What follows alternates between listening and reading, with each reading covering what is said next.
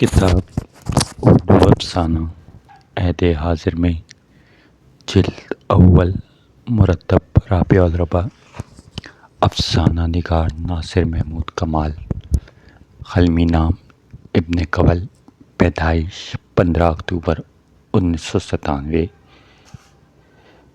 ضلع مراد آباد تعلیم PhD دہلی یونیورسٹی سن 1984 اعزاز سر سید ملینیم ایوارڈ 2001 کنور مہندر سنگھ ایوارڈ 2007 دہلی اردو اکادمی فکشن ایوارڈ 2008 اور دیگر تصانیف تیسری دنیا کے لوگ افسانے 1984 بند راستے افسانے 2000 داستان سے ناول تک تنقید 2001 ریاض الربا اردو کا پہلا ناول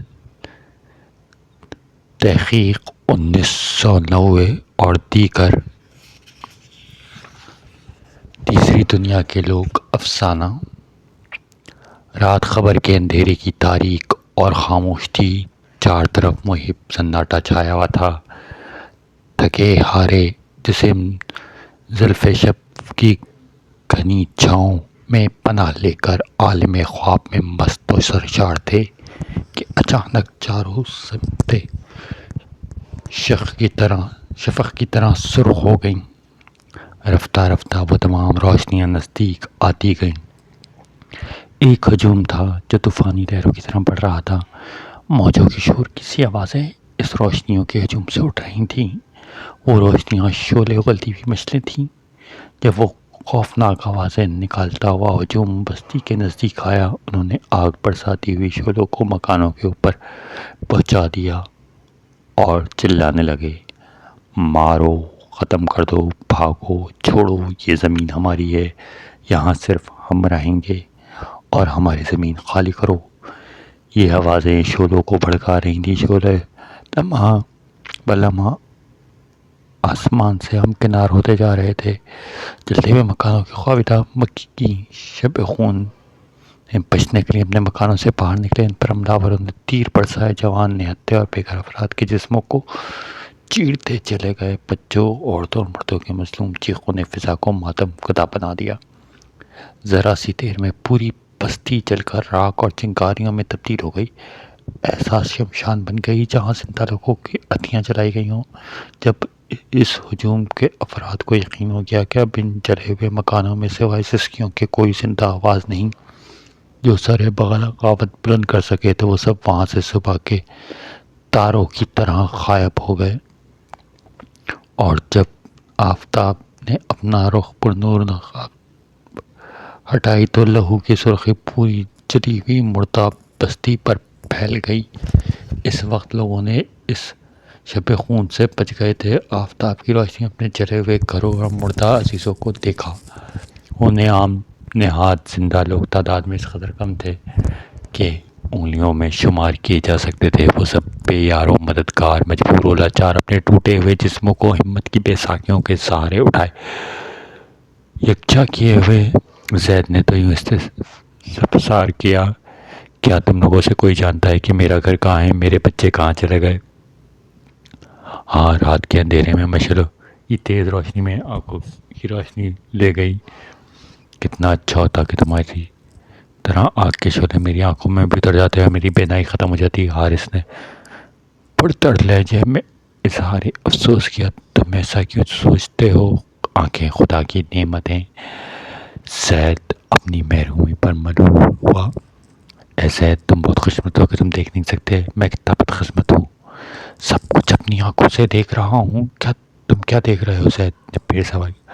کیا تم سن سکو گے؟ ہاں، اب سے سننے کی طاقت تو بچی ہے، تم بیان کرو۔ میں دیکھ رہا ہوں، میرا گھر جل چکا ہے، اس کی راکھ سے اب بھی دھواں اٹھ رہا ہے۔ میرا باپ، میری ماں، میری بیوی کے جسم آگ کی شعلوں کی نظر ہو چکے ہیں۔ میرے بچوں کے جسم خون میں لتڑے ہوئے ہیں۔ خدا تمہیں صبر عطا فرمائے۔ زید نے دعا دی۔ صبر کے سوا چارہ بھی کیا ہے؟ کیا تم میرے گھر اور بچوں کے بارے میں بتا سکتے ہو؟ زید آنکھوں کی تکلیف دھلے ہوئے تھا کس کا گھر کس کے بچے، کیا تو کوئی گھر نہیں کسی کے بچے نہیں، کیا سب کچھ ختم ہو گیا؟ نہیں، ابھی تو سب کچھ موجود ہے، چلے ہوئے مکانوں کی راکھ ختم نہیں ہوئی ہے، سب کی لاشیں بھی موجود ہیں، اٹھائے گا بھی کون؟ کون انہیں دفنائے گا اور کون انہیں کفن دے گا؟ دفن کرنے والے خود انہی لاشوں میں دبے ہوئے ہیں۔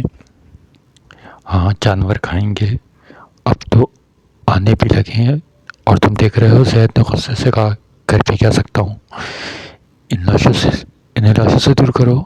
تم سمجھتے ہو ہم سب زندہ ہیں؟ نہیں، ہم سب تمہاری طرح مر چکے ہیں، ہمارے جسم آدھے جسم ہیں، گزشتہ رات سب کو ادھورا کر کے رکھ دیا ہے، معاف کرنا میں نے تم پر غصہ کیا۔ زید کو اپنے غصے پر شرمندگی کا احساس ہوا، افسوس کیوں کرتے ہو، ہم سب کے پاس اس کے سوا کچھ بھی نہیں، ایک دوسرے پر غصہ کر کے دل کا بوجھ ہلکا کریں۔ زید خاموش ہو گیا، پھر اس نے کوئی سوال نہ کیا، وہ سب ادھورے لوگ سوچ رہے تھے اب کیا کریں۔ ایک نوجوان نے کہا ہم سب مل کر ان سے انتقام لیں، تم ایسا نہیں کر سکو گے، تعداد میں صرف 72 بھی نہیں، ضعیف العمر مونس نے کہا۔ پھر ہم کیا کریں گے؟ ان سب نے سوال کیا، ان کے ذہن مفلوج ہو چکے تھے، فیصلہ کرنے کی قوت ختم ہو گئی تھی، سب کو خود کو محتاج و معذور محسوس کر رہے تھے۔ سب اپنے پڑوس کی بستیوں میں چلیں اور حال بیان کریں، شاید ہماری مصیبتوں کا کچھ حل نکلے، ہمیں پتہ ملے۔ سب نے متفقہ طور پر اس رائے کو تسلیم کر لیا۔ وہ حیرت ویاس سے چلے ہوئے مکانوں اور جسم کو دیکھتے ہوئے وہاں سے چل دیے، کچھ دور پہنچے تھے، ایک تباہل مختصر سے قافلے سے ملاقات ہوئی۔ بوڑھے مونس نے معلوم کیا تم لوگ اس حال کس طرح پہنچے؟ انہوں نے وہی حال بیان کیا جو اس گزشتہ رات ان پر گزر چکا تھا، ان کے گھر اور ان کے گھروں میں رہنے والوں کے افراد کو بھی زندہ جلا دیا گیا تھا۔ سب نے اظہار افسوس کیا، اور وہ کر بھی کیا سکتے تھے، سب کا حال ایک ہی تھا۔ چند سات نہ گزریں کہ ایک اور قافلہ آن ملا، پھر ایک اور، وہ سبھی اپنی بستیوں کو راکھ سلگتا ہوا اور عزیزوں کے جسموں کو بے کفن چھوڑ کر آئے تھے۔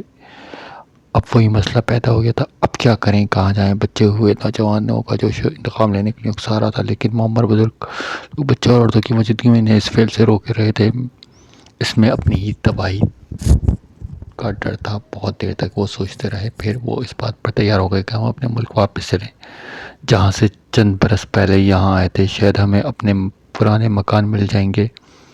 اسی امید کو لے کر وہ اپنے ملک کی سرحد کی طرف چل دیے، لیکن جب وہ اپنے ملک کی سرحد پر پہنچے تو سرحد نے انہیں روک دیا۔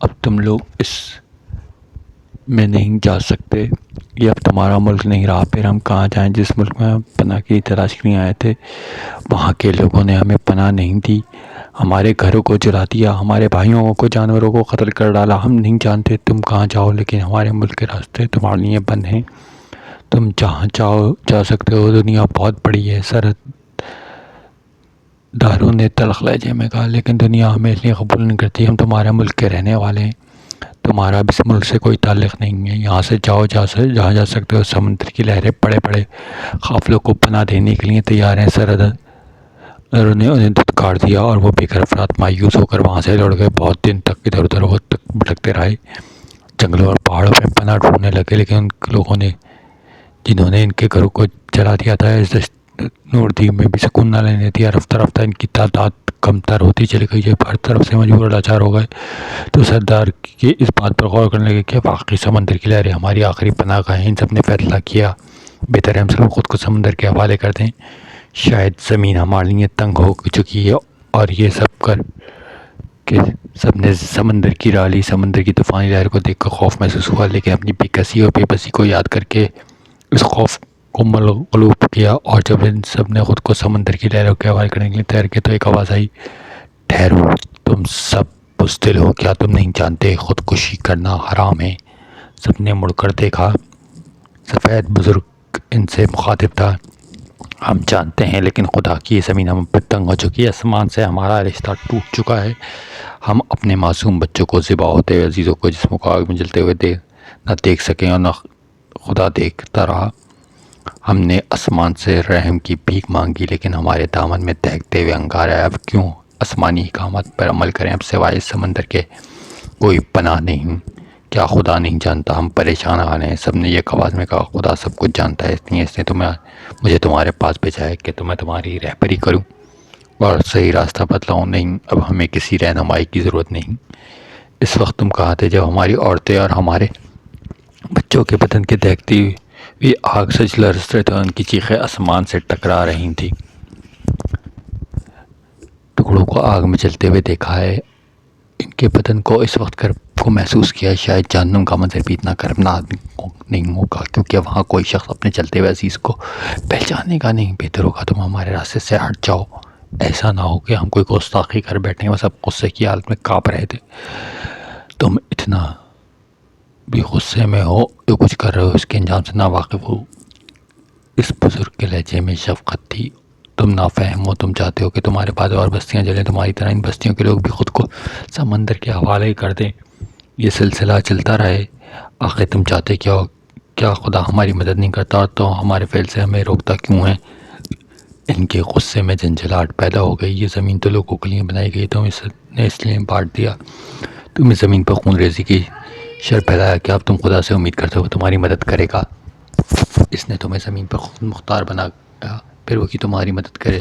اپنی اس اختیار کو استعمال کرتے ہوئے خودکشی کر رہے ہیں، لیکن خودکشی کرنا زندگی سے فرار ہے، اور زندگی سے فرار کمتی اور بزدلی ہے۔ کیا تم بزدل ہو؟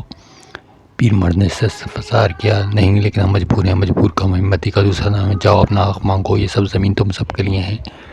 تعداد میں کم ہو، بے یار و مددگار ہیں۔ تم 313 سے زیادہ ہو، کیا تم 313 کی فتح کے بارے میں نہیں جانتے ہو؟ سب بھی بے یار و مددگار تھے۔